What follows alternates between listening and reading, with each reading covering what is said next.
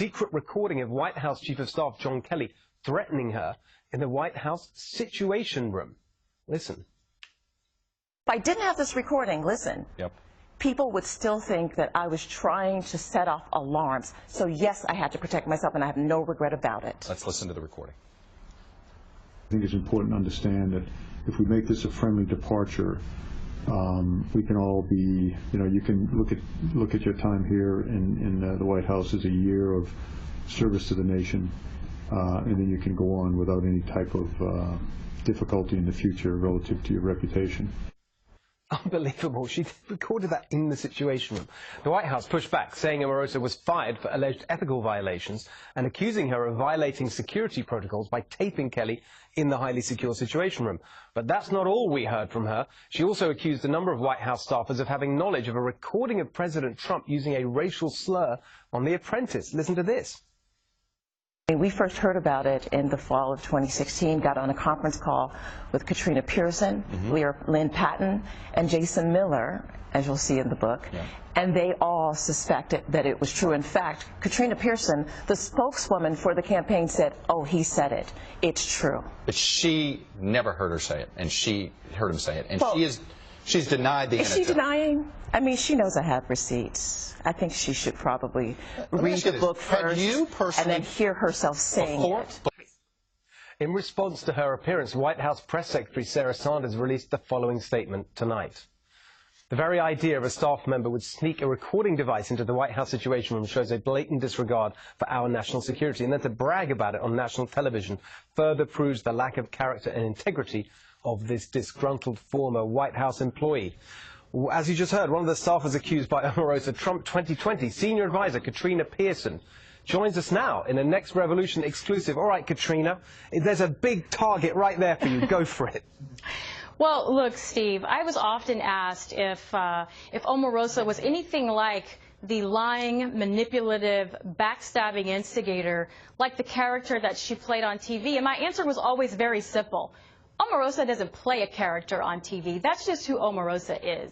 I am sad to say that I'm shocked that I was even brought into this to begin with. But I will say, and if you've seen my statement from today, that is an absolute lie. In fact, the first that any of us ever even heard of this Apprentice tape was from Omarosa. She was the only one that ever talked about it during the campaign. So, of course, the rest of us were wondering what she was talking about. I reached out to those two individuals she mentioned in her interview today, to Jason Miller and to Lynn Patton. They both have no idea what she's talking about. So, sure, let's see those receipts. But I will also say that she's just trying to cover up for her own issues. She wrote this book, and so she has to be salacious, and she has to tell lies to make a buck. And I truly feel sorry for her. I'm not even angry. Clearly, she is in a desperate move to try and make money. But then what would you expect? What else could she possibly do at this point?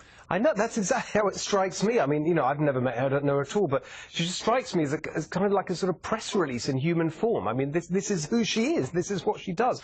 But you were there with her work. I mean, did you observe anything constructive or useful that she brought to her role? I mean, Omarosa was always concerned about herself. Of course, she would play games with people. Many of us would just go along because we really just wanted her to stay out of the way. But I'll also say that, she obviously did these things while she was in the White House. Several staffers have told me some of the things that I'm assuming John Kelly was referring to as far as her integrity. There were staffers who would put their phones on speakerphone just so everyone else in their offices could hear her ranting and berating them and screaming at them on the phones. There was another White House fellow woman that she made cry because she would belittle her and berate her daily, and she asked to be reassigned. But I think what really led up to the firing was a conference call that she was on with other professionals, and she was berating another African-American employee at the White House, unknowing who else was on the call, and they personally complained to John Kelly. And when she wasn't abusing staffers, Steve, she was misusing government resources. For example, using the White House car service as her personal Uber so she could go to restaurants and sporting events. It is amazing. And the other thing that's just so striking is that, one after another, the people who she cites in the book to back up her claims have just come out and said that is flat out not true. There's yourself, Jason Miller, as you mentioned, Frank Luntz, the pollster, saying that she's got this story about him that's just completely not true and she never bothered to contact him. I mean, it's just one after another. Hang on there, Katrina, just for a second. I just want to bring in Katie and Tesman. Katie, what do you make of all this? I just don't know what her end game is here. I mean, the idea that she would secretly record John Kelly and who knows how many other people does not bode well for her future employment prospects, right? I mean, it's like burning bridges on the way out in the worst possible way that you could. And in terms of opportunism, look, we're in a place now where the left is not going to take her back for this. They believe that she was, crucial in getting President Trump elected. They're not going to forgive her for that. And here she is now not taking the out that John Kelly gave her by saying we can end this gracefully, we can have a cordial, departure here, and by the way, this was a service to your nation, and you can end on that high note. Now we are here with her admitting that she was secretly recording people inside of the White House. I mean, that is crazy. I don't want to put this. You just don't sort of jump down there. But in a weird way, you were the kind of the Omarosa of the Bernie Sanders campaign. Your job. Oh, no, you're actually going to kill me. But no, because your job was. That's what I'm saying. Your job was racial justice.